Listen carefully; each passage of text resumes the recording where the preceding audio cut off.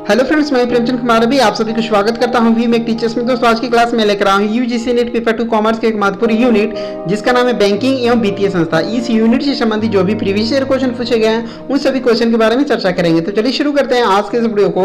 और यदि ये वीडियो आपको पसंद आए तो इस वीडियो को लाइक कीजिएगा, अपने दोस्तों को भी साथ में शेयर कीजिएगा। और यदि आप हमारे चैनल पर पहली बार विजिट करें तो हमारे चैनल को सब्सक्राइब कर बेल आइकन को प्रेस कर ऑल बटन दबा दीजिए ताकि मैं जब भी वीडियो अपलोड करूं तो आप तक नोटिफिकेशन मिल सके। तो चलिए शुरू करते हैं आज के इस वीडियो को। ये आपका आज का पार्ट 3 है। क्वेश्चन नंबर 38 है, निम्नलिखित में से कौन से बैंक के प्रतिनिधित्व कार्यों में क्या समाविष्ट किए जाते हैं। आपको बताना है कि निम्नलिखित में से कौन से बैंक के प्रतिनिधित्व कार्यों में क्या समाविष्ट किए जाते हैं। नंबर 1 में दिया हुआ है चेक एवं विपत्रों का भुगतान, प्रेषण सुविधाएं प्रदान करना, प्रतिभूतियों का अभिगोपन, अप्रलेखी ऋण देना, चालू खाते पर अधिविकर्ष की अनुमति देना, प्रतिभूतियों का क्रय और विक्रय। यहाँ पे आपका कूट दिया हुआ है। इसी कूट के माध्यम से आपको बताना है कि कौन सा ऑप्शन सही है और कौन सा ऑप्शन गलत है। तो जो इसका सही आंसर है वो है आपका option number C. Next question है क्वेश्चन नंबर 39। क्वेश्चन नंबर 39 है, शीघ्र अवधि द्रव्य दर बहुत कम अवधि के लिए निम्नलिखित के मामले में अनुप्रयुक्तनीय है। क्या आपको बताना है कि शीघ्र अवधि द्रव्य दर बहुत कम अवधि के लिए निम्नलिखित के मामले में अनुप्रयुक्तनीय है। इसके लिए इन्होंने आपका 4 ऑप्शन दिया है। जो इसका सही आंसर है वो है आपका ऑप्शन नंबर ए, यानी बैंक अंदर अग्रिम या उधार। क्या है? अंतर बैंक अग्रिम या उधार। नेक्स्ट क्वेश्चन है क्वेश्चन नंबर 40। क्वेश्चन नंबर 40 है, यहाँ पे आपको सुमिलित करना है। यहाँ पे आपका सूची 1 में दिया हुआ और यहाँ पे आपका सूची 2 में दिया हुआ। सूची 1 में दिया हुआ है संदर्भ पत्र, स्वर्ण के सिक्कों की बिक्री, आवर्ती खाता और ओवरड्राफ्ट। सूची 2 में दिया हुआ है ऋण देना, जमा राशि प्राप्त करना, गैर बैंकिंग कार्य, एजेंसी कार्य। यहाँ पे आपका कूट दिया हुआ है। इसी कूट के माध्यम से आपको बताना है कि कौन सा ऑप्शन सही है और कौन सा ऑप्शन गलत है। तो जो इसका सही आंसर है वो है आपका option number B. Next question है क्वेश्चन नंबर 41। क्वेश्चन नंबर 41 है, भारतीय रिजर्व बैंक भारत में निम्नलिखित बैंकों में से कुछ गतिविधियों को नियंत्रित करता है। क्या है?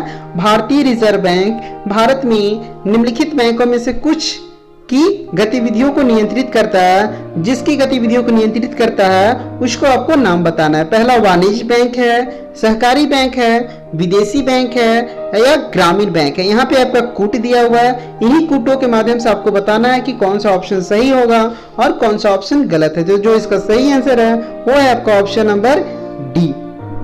नेक्स्ट क्वेश्चन है क्वेश्चन नंबर 42।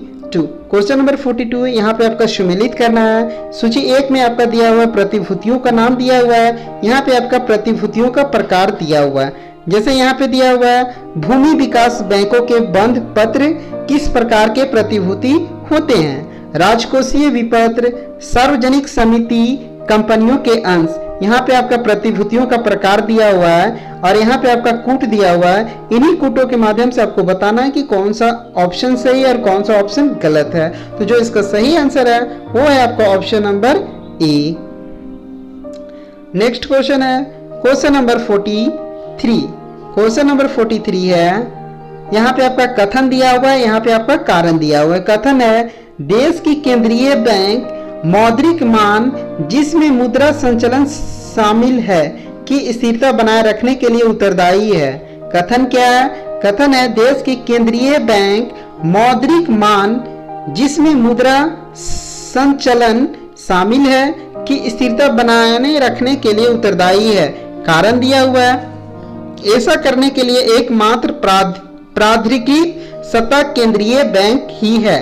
कारण क्या है? ऐसा करने के लिए एकमात्र प्राधिकृत सत्ता केंद्रीय बैंक ही है। यहाँ पे आपका कूट दिया हुआ है। इसी कूट के माध्यम से आपको बताना है कि कौन सा ऑप्शन गलत है और कौन सा ऑप्शन सही है। तो जो इसका सही आंसर है वो है आपका option number C. Next question है क्वेश्चन नंबर 44। क्वेश्चन नंबर 44 है, भारतीय रिजर्व बैंक का राष्ट्रीयकरण कब हुआ था। क्या है? भारतीय रिजर्व बैंक का राष्ट्रीयकरण कब हुआ था? ये आपको बताना है कि भारतीय रिजर्व बैंक का राष्ट्रीयकरण कब हुआ था। तो भारतीय रिजर्व बैंक का राष्ट्रीयकरण आपका 1 जनवरी 1949 को हुआ था। तो जो इसका सही आंसर है वो है आपका option number B. Next question है क्वेश्चन नंबर 45। क्वेश्चन नंबर 45 है, जब एक बैंकिंग कंपनी को बैंक विनिमय अधिनियम 1949 की धारा 45 के अंतर्गत ऋण संस्थान के अंतर्गत रखा जाता है तो भारतीय रिजर्व बैंक को अनिवार्य रूप से योजना तैयार करनी चाहिए। आपको बताना है कि जब एक बैंकिंग कंपनी को बैंक विनिमय अधिनियम 1949 की धारा 45 के अंतर्गत ऋण स्थगन के अंतर्गत रखा जाता है तो भारतीय रिजर्व बैंक को अनिवार्य रूप से योजना तैयार करनी चाहिए। इसके लिए इन्होंने आपका 4 ऑप्शन दिया है। जो इसका सही आंसर है वो है आपका ऑप्शन नंबर सी, यानी कंपनी का पुनः निर्माण या अन्य किसी बैंक के साथ एकीकरण। नेक्स्ट क्वेश्चन है क्वेश्चन नंबर 46। क्वेश्चन नंबर 46 है, निम्नलिखित में से परिणात्मक ऋण नियंत्रित पद्धतियों की पहचान करना है। क्या करना है? निम्नलिखित में से परिणात्मक ऋण नियंत्रण पद्धतियों की पहचान करना है। नंबर 1 में आपका बैंक दर दिया हुआ है, ऋण राशनिंग दिया हुआ है, खुला बाजार व्यवहार, परिवर्ती संचय अनुपात, चयनात्मक ऋण नियंत्रण और तरलता अनुपात। यहाँ पे आपका कूट दिया हुआ है। इसी कूट के माध्यम से आपको बताना है कि कौन सा ऑप्शन सही है और कौन सा ऑप्शन गलत है। तो जो इसका सही आंसर है वो है आपका option number D. Next question है क्वेश्चन नंबर 47। क्वेश्चन नंबर 47 है, निम्नलिखित गतिविधियां मुख्यतः किस संगठन से संबंधित है? आपको बताना है कि निम्नलिखित गतिविधियां किस संगठन से संबंधित है? सूक्ष्म वित्त, ग्रामीण वित्त, स्वयं सहायता समूह, सहकारी बैंक वित्त। इन सभी संगठन आपका किससे संबंधित है ये आपको बताना है। इसके लिए इन्होंने आपका 4 ऑप्शन दिया है। जो इसका सही आंसर है वो है आपका ऑप्शन नंबर डी, यानी कृषि एवं ग्रामीण विकास हेतु राष्ट्रीय बैंक से संबंधित है। क्या? सूक्ष्म वित्त, ग्रामीण वित्त, स्वयं सहायता समूह और सहकारी बैंक वित्त। नेक्स्ट क्वेश्चन है क्वेश्चन नंबर 48।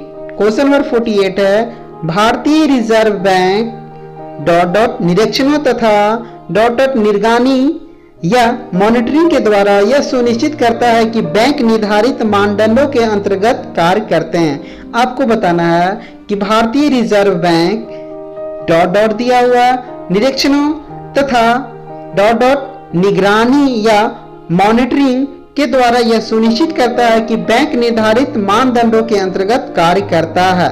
इसके लिए इन्होंने आपको 4 ऑप्शन दिया है। जो इसका सही आंसर है वो है आपका ऑप्शन नंबर सी, यानी ऑन साइट और क्षेत्र। नेक्स्ट क्वेश्चन है क्वेश्चन नंबर 49। क्वेश्चन नंबर 49 है, बैंकिंग विनिमय अधिनियम की धारा 37 के अंतर्गत उच्च न्यायालय द्वारा ऋण स्थगन आदेश अधिकतम कुल कितनी अवधि के लिए जारी किया जा सकता है? आपको बताना है बैंकिंग विनिमय अधिनियम की धारा 37 के अंतर्गत उच्च न्यायालय द्वारा ऋण स्थगन आदेश अधिकतम कुल कितनी अवधि के लिए जारी किया जा सकता है, ये आपको बताना है। तो ये आपका 6 माह के लिए, कितने अवधि के लिए? 6 माह के लिए जारी किया जा सकता है। इसलिए जो इसका सही आंसर है वो है आपका option number B. Next question है क्वेश्चन नंबर 50 दिया हुआ है। यहाँ पे आपका कथन दिया हुआ है, यहाँ पे आपका कारण दिया हुआ है और इस कूट के माध्यम से आपको बताना है कि कौन सा ऑप्शन सही है और कौन सा ऑप्शन गलत है। कथन दिया हुआ है, भारतीय अर्थव्यवस्था अपने मजबूत बैंकिंग व्यवस्था के कारण हाल ही की वैश्विक मंदी में टिकी रही है। आपको बताना है, कथन है कि भारतीय अर्थव्यवस्था अपने मजबूत बैंक